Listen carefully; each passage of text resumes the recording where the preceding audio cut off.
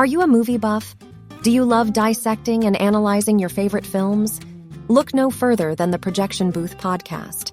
Join host Mike White and a bevy of guest experts as they explore the history, themes, and legacy of cult classics, obscure gems, and mainstream hits. Join us every week for a unique and engaging look at your favorite movies. So sit back, grab some popcorn, and tune in to the Projection Booth podcast, available on all major podcast platforms.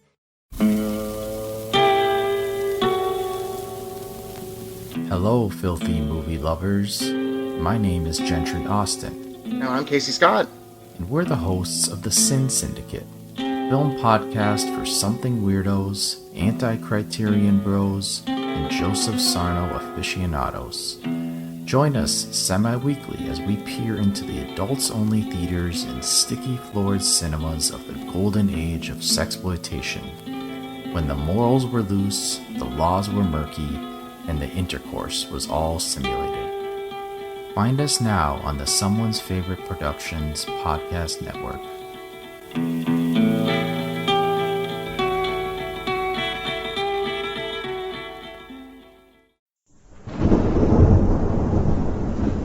Hello, creeps. It's me, John Kassir, the voice of the Crypt Keeper, and you're listening to Chronicles from the Crypt.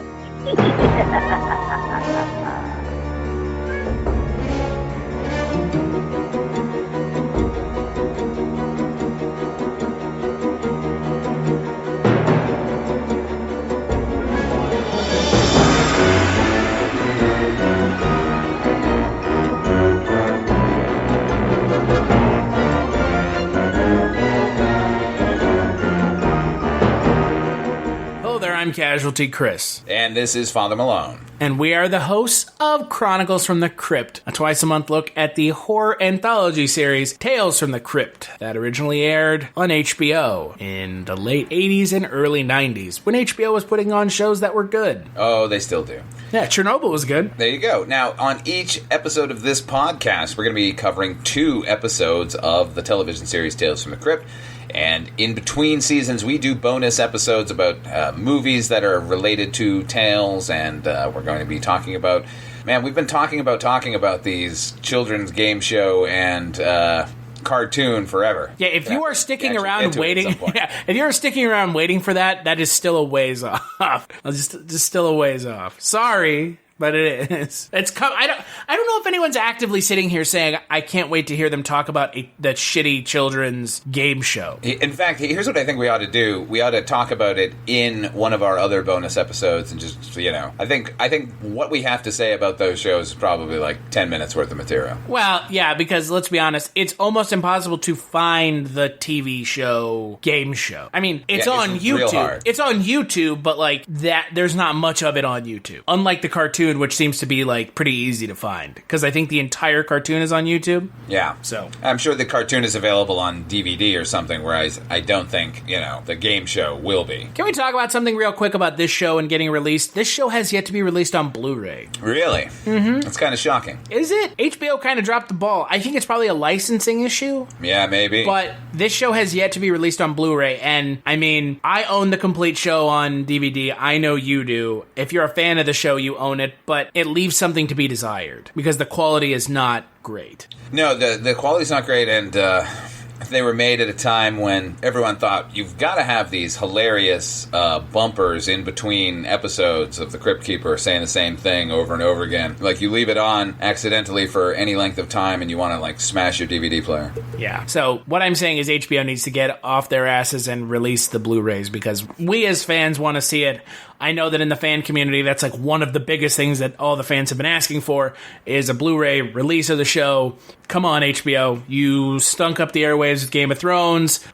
Do something useful with your time and release this show on Blu-ray, please. However, we should investigate why it's not available. I assume it's a licensing thing, but yeah, we should. It's got to be. Yeah, it has to. I mean, those guys. I'm guessing the powerhouse team of producers somehow actually own the show. I bet HBO has very little stake in it, which would preclude them from wanting to continue to line the pockets of other people. Yeah, I think it's probably a Gaines family thing as well, right? They don't seem to be. Yeah, I don't know. I mean, they don't seem the easiest to work with.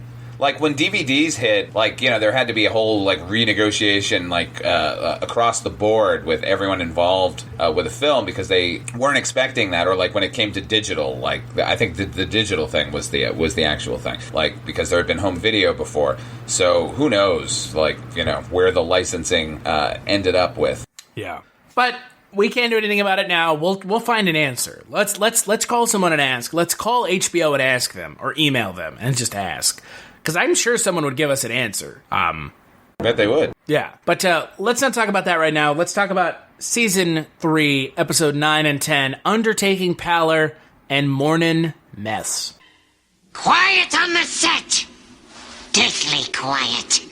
Fond felicitations, fiends, and welcome to the Crypt. Tonight's sordid saga is about a couple of kids with time to kill. See, they're just dying to get into the horror movie business. And if they're lucky, that's exactly what'll happen to them. Lights! Camera! Action!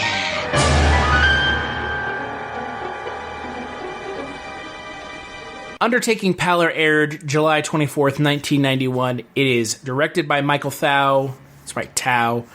Written by Ron Finley. It stars John Glover, Graham Jarvis, Aaron Eisenberg, Scott Foltz, and Jonathan Key-Kwan. Yes, Jonathan Key-Kwan, otherwise known as Short Round from Indiana Jones.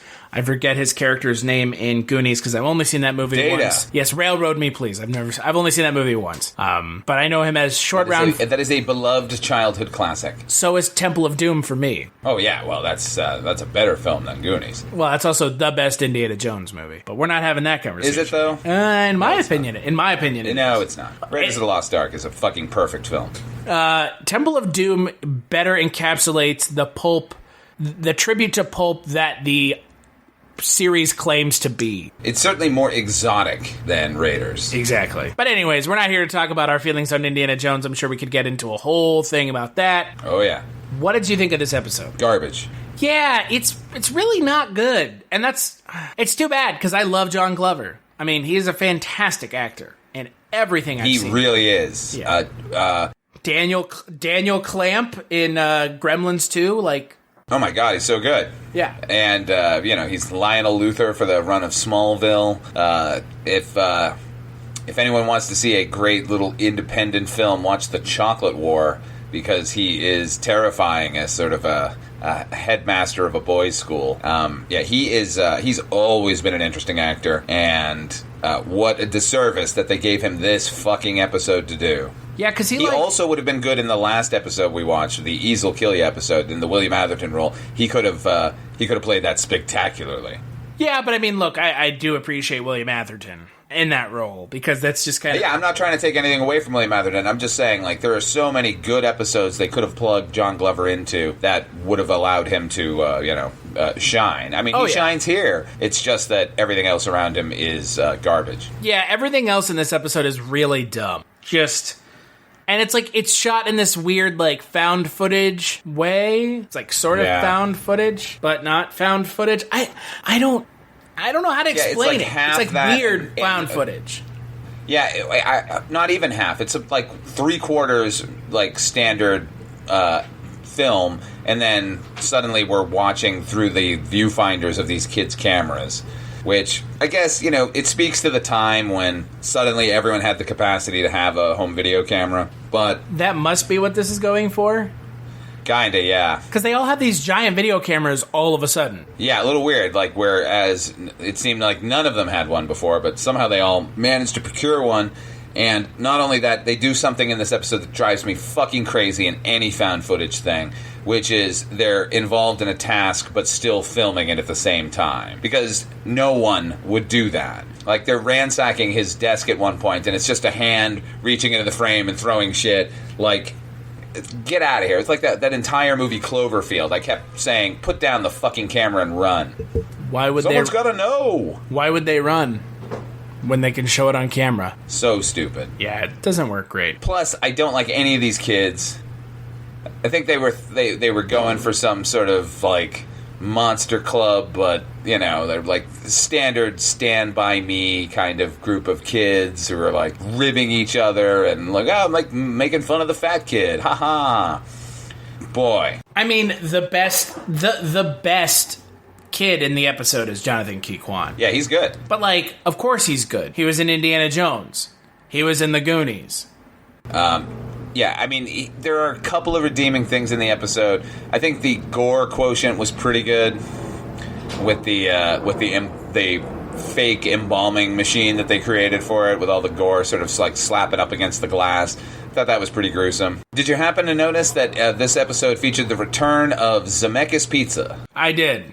I noticed Zemeckis Pizza. Hardy har har. Oh boy. Zemeckis Pizza. We're going to keep milking that. Like, did they just have the prop from the earlier episode and thought, oh, okay, stick it in here now? It's kind of what it seems like, because I don't know how else to describe it. It's a connected universe. That, by the way, is another trope that drives me crazy, and I wish everyone would just now stop. The coroner witnessing, like, you know, awful, you know, blood and gore and casually eating. Like, we get it. They work with bodies all day. They're going to eat in front of them. It does not faze them. Everyone can stop doing that now. Well, and the thing is, like, the thing about that is, like, everyone else finds it weird except for the coroner, and so, of course, they're going to be freaked out by it. Right. Yeah. But, come on. It's low hanging with fruit. A coroner scene that doesn't feature them like eating a sandwich and then like putting it on the corpse or something. Like, I'm so casual about this. This is just what I do for a living. We get it. Yeah, it's a little bit tropey, right? Yeah, man. Like it's a trope that has reached its fruition. They've reached the top of that mountain. Stop doing it now, please. And, you know, when we talk about John Glover in this episode, like you said, he's really underserved because he's not much of a villain, right? Yeah, I mean, they kind of make him a little bit not so pleasant with the bodies, I guess. And he is a murderer, I mean, at least by proxy.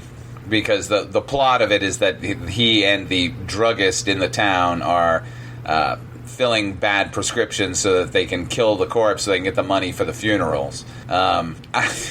And then John Glover's dicking over the drugstore guy because he's not giving him all the money. Like, guys, there's got to be a better way to make money. Like, why don't you just sell the drugs? Yeah, right? Seems like a lot of work, just like killing people. At some point, there will not be any people to kill. Yeah, and like, you know, you could only do that for so long because at some point, right, the police are going to say all of them get prescriptions from this one drugstore. Exactly. And as much as he's a funeral parlor, it's, you know, police have coroners of their own. Yeah. Like, he's they're going to do all of that. Yeah. He's just an Undertaking Palor owner. Oh. Good Lord. Palor. Man, that's some funny shit. No, was this supposed to be a comedy episode? Like, it seemed like they were aiming for it. I think it was, but it fell short. Vastly short of the mark. It fell short round of the mark. Ooh, yeah, this is a skip. Zing. Zing, zing. This fell short for me. This is a skip, big time. Oh, hard skip. Don't watch this one. You do not need to waste your time. There's really, like, there's no, I mean, look, John Glover is great, but go watch him in something better. Jonathan Key-Kwan also does not know how to cry. No, that was real bad. Like that, oh man, just don't then. If you can't, then don't. Because it was... Yeah, exactly. Why have him, like, do that horrible sobbing? Just stop. Like, give it to one of the other kids. How about that? Yeah, oh, exactly. Once you figure out that he can't cry, pick the actor who can, and suddenly it's his dad that was murdered. Yeah. Because honestly, it doesn't matter whose dad it was. What was their plan at the end? I guess to turn the video over to the authorities?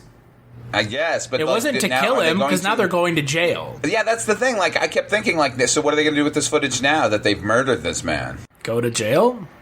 It's for my dad, asshole. Yeah, sick, man.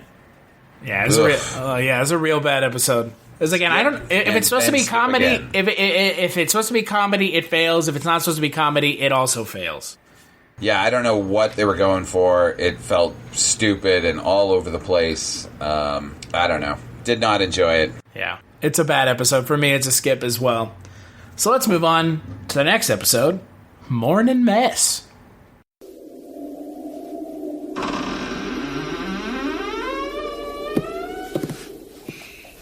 Ah, there you are. You're just in time. I'm trying out a few recipes for my new Betty Crocker cookbook. I hope you like shish kebab. Damn, it isn't ready yet. Bob's still moving. Tonight's foul feast will begin with mashed potatoes, then move on to some shrieking duck, and finish with a nice kielbasa. I call this tasty tidbit Mournin Mess. Episode aired July 31st, 1991. It is directed by and written by Manny Coto. If that name sounds familiar to you, that is because Manny Coto was, for a while, the showrunner for Dexter. That is a thing that happened. Yeah. I think he was the showrunner when the show was actually good.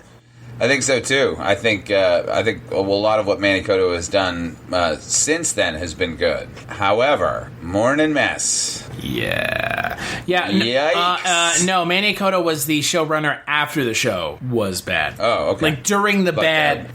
During the bad. So like what? Season 6 or 7 or something? Well, remember season 8, episode 12? Yeah, he was a producer on that. So Manny Coto produced Dexter from season 5 until season 8, I believe. Right, but was he the showrunner for all those years, or was he just like when you're a staff writer on something, after a year or two you get a producer credit? No, he was the showrunner. He's the executive producer for Dexter for 3 seasons. Because I remember after the 4th season, the guy who was running the show left. I forget what his name was, but he left the show after the 4th season to go work on something else. I don't remember what it was, but he went and worked on something else, and he like left Dexter and it was Clyde. Clyde Phillips. That's who it was.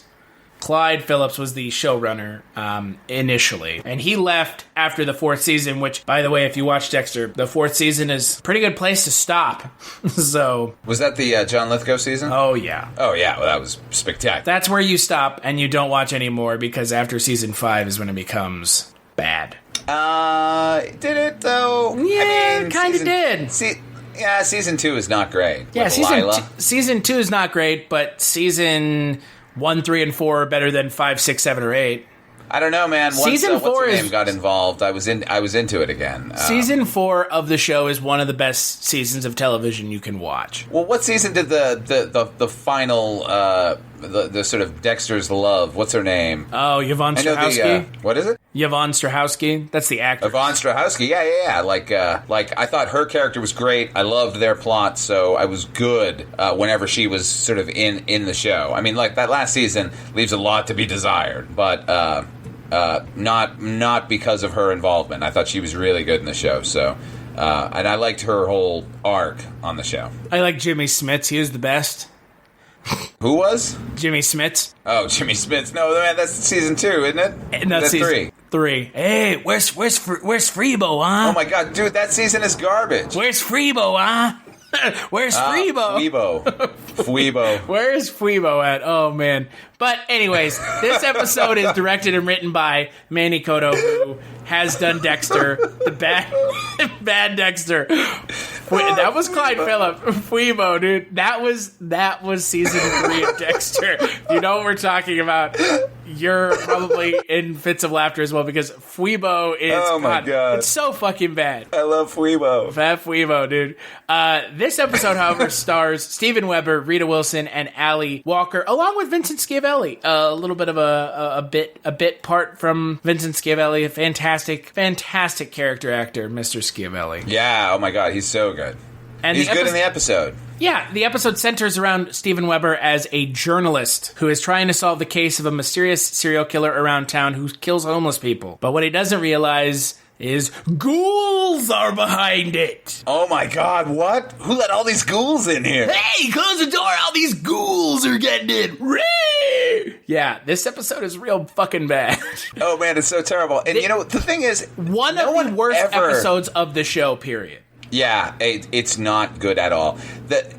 Ghouls as a supernatural entity, they're never really portrayed. I mean, I can only think of maybe one or two other things where they show up. One of them is a movie we're going to be talking about potentially called The Monster Club. They have a ghoul episode in that. So it was so disappointing that's what this episode was, because the episode is so bad.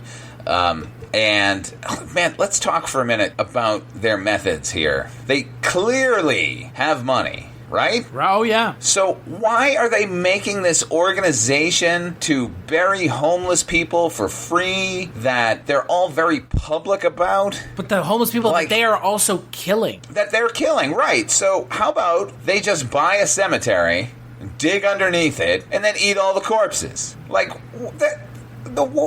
look, you know what? And this came out. This is like 1990, right? Maybe 91. Yeah, 91. So this was at a time period where America had finally figured out that there was a huge population that was homeless. So this was when the comic relief was happening, and outreach programs, and we were trying to face ourselves that there is an enormous population of homeless people that need to be tended to. So I can see where they wrote the episode at the time and thought, oh, well, this is timely. However, it's just misplaced. Like, most of the episode is misplaced. I love the idea of these ghouls, like, tunneling under a cemetery and getting their food, and that's the only redeeming part of the episode, because everything else is just a time waster, man. The same sort of boring fucking story.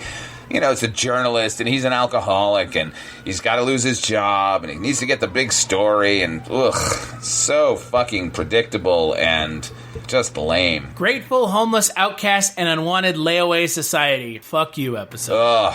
We're the ghouls. What? Yeah, no shit.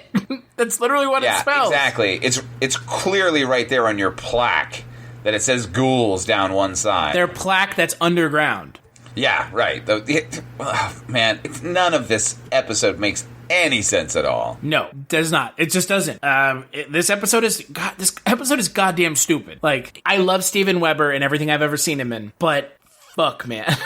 It's shockingly stupid, right? Yeah, I mean, I can't fault any of the performances. They seem pretty good. Rita Wilson's great. Yeah, Rita Wilson's real good in it. We never see enough of her. No, well, I mean, she's in Jingle All the Way. I'm not a big fan of Ali Walker. What about Jingle All the Way? She's in Jingle All the Way. Is she? Yeah, she plays Arnold Schwarzenegger's wife. Yeah, that's fine. Jingle All the Way is the American cinema classic. You should watch it. Absolutely. You should watch it at Christmas. Well, you know what? And Jake Lloyd. In that movie, so. And Jake Lloyd. Jake Lloyd. There you go. The once and future Anakin. And Phil Hartman. I like how that's the back door is Phil Hartman. Phil Hartman makes everything okay. Yeah, he kind of does. I can watch a terrible thing, and Phil Hartman will show up for one scene. I'm there. That is a guy who I think is one of the more phenomenally talented actors, of all time. Certainly one of the best Saturday Night Live guys. Really good utility player, and always seemed to elevate everything he's in. Including Fletch Lives. Yeah, including Fletch Lives. And he's not even really being funny in that movie. No. But I will take any opportunity to bring up one of the greatest films of all time. Oh, it's so good. Yeah, Fletch Lives. But anyway, I notice we're talking a lot about not this episode, because what is there to say about it? It is spectacularly awful. Well, and the makeup at the end there. I'll give it a shout out. No, God, no! Come on. The ghoul stuff has looked good. Are they vampires? Yeah, they kind of look like vampires, but ghouls are supposed to look like that. Don't they look like the vampires from Buffy? Yeah, man. Ghouls were there first. Yeah. I like a ghoul. I'm a fan of ghouls. Ghouls do it for me. Little green ghouls? That's all I can think of when I think of ghouls is It's Always Sunny in Philadelphia. And Charlie's just going, little green ghouls? He's like making that noise. I can't take ghouls seriously. And I can't take this episode seriously because, again, it's another episode where they treat the audience like fucking idiots. They really do. I mean, don't show me that plaque that clearly spells out ghoul. What You're are you good enough doing? To eat. Yeah, I bet Rita Wilson's not going to eat him at the end of the episode. Oh, well, it could not possibly happen. While they're having sex, she's like biting him, like, hey, foreshadowing, y'all. Yeah. Not good. No. Just, wow. A waste of celluloid. Well, let me ask you this. Yeah. What did you think about Steven Weber getting his fucking ear ripped off. That was fucking gnarly. Yeah, he's just like, "Ugh, I'm dying because I can die from my ear being ripped off. Yeah, oh my God. He was a little overwrought there at the end. But then, I often sometimes or think about, when people get wounded in a film or a TV show, like, their reactions are not commensurate with their wound. Like, they just kind of keep going. But if you were to have your ear ripped off, I imagine you'd probably be acting just like Steven Weber in this. Yeah, it's like, I'm fucking dying. And then they, like, dip his ear in the thing and eat it. Ugh. Yeah, it was good. But, I did like that moment. But at the same time, here's the thing about ghouls. They eat decaying flesh. That's why it makes sense that they're, like, digging under the cemetery and taking the bodies. So ripping the ear off and then just chowing down on it, that's more cannibalism. They're ghoul? carrion eaters is what they are. Carrion death? Yeah. Exactly. What is a ghoul? A ghoul is a creature that feeds on decaying corpses. Wasn't that just like a monster? Yeah, it's just there's a technical there's a technical term for this. Yeah, that is specifically what a ghoul is supposed to be. People throw it around a lot, ghoulish and that kind of thing. But if you were to talk about a mythological creature that is a ghoul, that's what they are. They're like cemetery dwellers that come out at night and feast on the rotting meat of corpses. I don't know what their lifespan is. I don't know if they have any other powers than that, but that is ultimately what they are. And they are very similar in look to what we got from this episode. Just bald-headed monsters with weird bad teeth? Yeah, basically. I didn't know that was like an actual thing. Like, I didn't know that there was such a thing as a ghoul. So yeah, definitely. You learn something new every day. There you go. And ghouls were done a disservice in this episode. But they're grateful, homeless, outcasts, and unwanted layaway society. Jesus. really stretched for that one. Everyone... Manny Cotto patted himself on the back. He was just like, he was sitting in that writer's room like, this is a good one. Yeah. Like, oh, God. Somebody come and high-five me. Yeah. Pat me on my back, please. Don't break your arm from patting yourself on the back so hard. Yeah, this is a skip from me, for sure. Hard skip. Both of these episodes. You can easily live your life and die happily not having watched either of these particular pieces of entertainment. Agreed. Skip on both. So on the next episode of Chronicles from the Crypt, we're going to be talking about Season 3, Episode 11 and 12, Split Second and Deadline. One of those I remember, the other one I don't. I have no recollection of either. Split Second is the one with the log. Oh, shit. I do remember it. The log and the blind man. That's yes. Split Second. That should have been the title of the episode. The Log, the Blind Man, and Brian James. Yeah, you can't go wrong with Brian James. No, you really can't. Until then, where can people find you, Father Malone? You can find me on the YouTube channel Odd5 Films. Watch my show You've Never Seen. Also, you can find me on Dreams for Sale, the Twilight Zone 85 podcast, where we talk about the reboot of the Twilight Zone from 1985 when it was awesome and people gave a shit. But I've seen Return of the Living Dead. What?